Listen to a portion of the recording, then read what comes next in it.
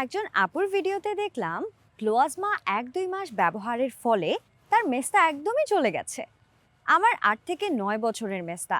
আমি যদি নিয়মিত ক্লোয়াজমা ব্যবহার করি, আমারও কি 1 থেকে 2 মাসের মধ্যে মেস্তা চলে যাবে? ইদানিং এই ধরনের প্রশ্নগুলো অহরহ আমরা ইনবক্সে পেয়ে থাকি।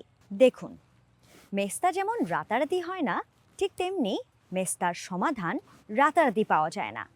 যাদের অল্প পরিমাণে এবং খুব অল্প দিনের মেস্তা রয়েছে, তারা কিন্তু নিয়মিত ক্লোয়াজমা ব্যবহার করলে 1 থেকে 2 মাসের মধ্যে ভালো একটা রেজাল্ট পেতে পারবেন।